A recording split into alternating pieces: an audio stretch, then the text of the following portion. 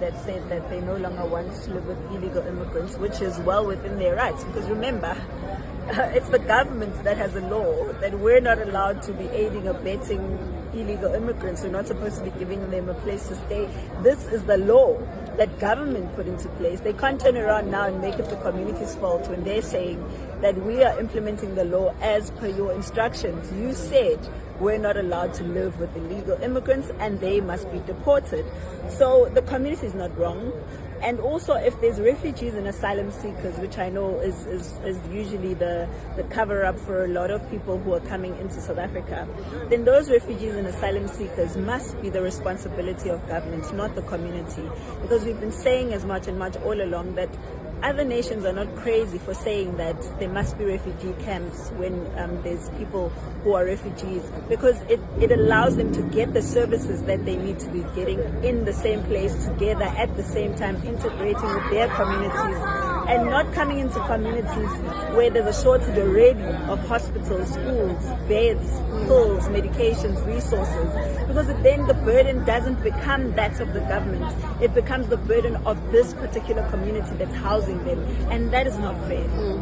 Do you feel as if the organization is being used as a scapegoat? And I ask you this because initially they had mentioned that they were fleeing due to threats and intimidation. South African officials stating that they've now discovered through the verification process that they're actually leaving on a voluntary basis, and that's the majority of them that are here. Look, I think it's easy for us to scapegoat because we're the ones at the forefront speaking on behalf of the issue. You know, so anyone who chooses to make us the xenophobia, the perfect picture of this xenophobia, already has the perfect picture, and that's Jacinta. But from what I've always said, I don't remember once advocating for violence. There's never been a time where I've advocated for cruelty. All we've ever said as much and much is that there's the laws in place in this country, and the laws need to be enforced and implemented. And when we go out there and we do operations with the police, mind you, we exercise our rights as the rights that we know. And if you can go back to all our interviews as much and much, whether talking about hospitals or clinics or access to schools, etc., it's in reference to the law. But now, there's two issues here at play. There's a general issue of crime in the country that people are now trying to forget and pretend as if I suffer a crime because of a normal South African and I'm a foreigner, that's because of March and March, which is absolutely ridiculous, because you can't say it's our fault that you're suffering something that we've never advocated for, that we've never done. That's not who we are, and that's not what we represent. And all of those people that are out there trying to make March and March these absolutely cruel people, we are the same people standing here today offering these Malawians an opportunity to use South Africans as a voice to voice out their own concerns to their governments. Because that's the only way Africa will survive, is if Malawians living in Malawi are doing well, is if Zimbabweans in Zimbabwe are doing well. Because otherwise South Africa is going to be carrying the burden of every single failed and useless African president or politician. And we can't have that, because we also deserve good things and nice things in our country. You can't say we must sacrifice them because Malawian government is treating their people like this. It's not fair. We can't solve every single country's problems. It's not practical. Just two more from me. One, do you feel as if our resources as a country are being or continue to be used, and I'm not sure if I'm stating this correctly, but these are South African buses. I want to get your reaction to that, and you correct me if I'm wrong with the second one. We're hearing that the buses were funded by, or the funding has been given by the Malawian government. Your reaction to those two things? I think the Malawian government is doing what they should be doing. And on top of that, I think it's time that they also monitor the movement of their people coming outside to South Africa.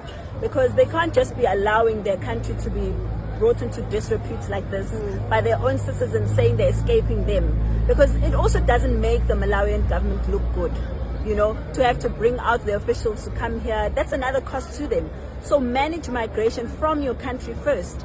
No matter what's going on in South Africa, we must also take our responsibility on that part. But I feel like when you're talking about expenses, this whole process of it is expensive.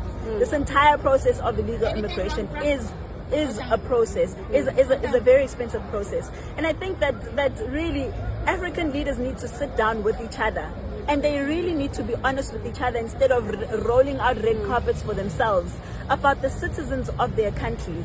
Are they using the resources that each African country has? Because we're rich in minerals.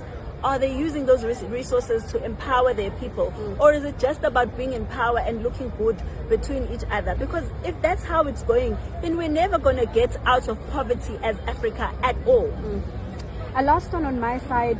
We've done our part, I'd say, as a country in terms of repatriation, and of course the aid continues at this point.